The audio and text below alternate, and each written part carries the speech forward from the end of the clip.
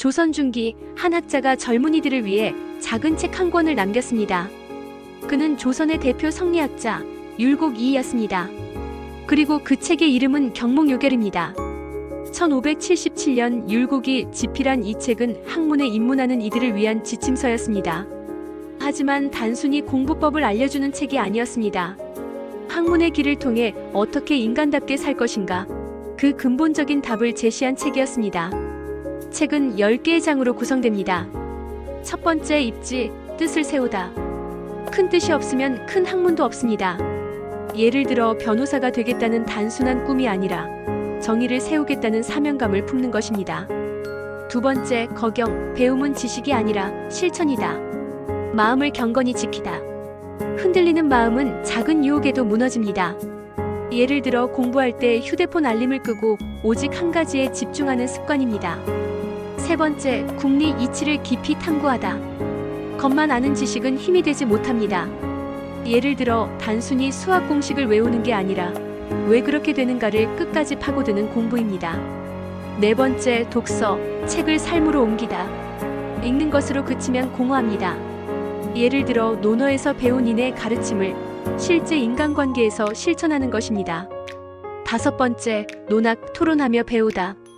혼자만의 배움은 깊이를 잃습니다. 예를 들어 친구와 한 책을 읽고 서로의 생각을 비교하며 새로운 통찰을 얻는 과정이 필요합니다. 여섯 번째, 존덕, 덕을 존중하다.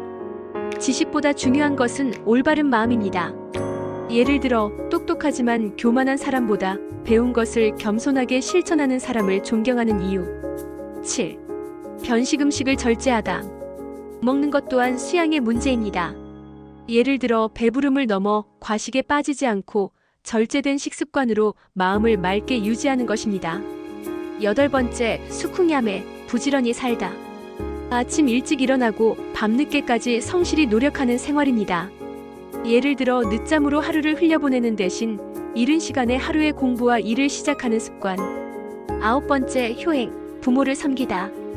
효는 인간됨의 뿌리입니다.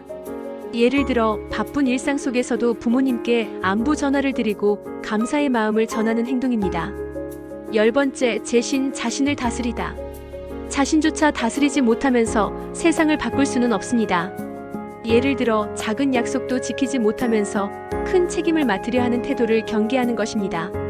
자신을 먼저 단단히 다스리는 것. 경목요결은 조선시대 학문 교과서였지만 지금도 여전히 살아있는 메시지를 줍니다. 목표를 세우고 마음을 단련하며 습관을 다스리라는 가르침. 이것은 단지 옛 유학자의 말이 아니라 오늘을 살아가는 우리에게도 그대로 적용되는 원칙입니다. 오늘날의 우리에게 경목요결은 이렇게 속삭입니다. 뜻을 세우고 작은 습관을 지키며 배움을 삶으로 옮겨라. 그 길 위에서 당신의 삶은 달라질 것이다. 율곡의 마지막 메시지, 학문은 곧 삶이다. 이제 그것을 당신의 삶으로 증명해야 합니다.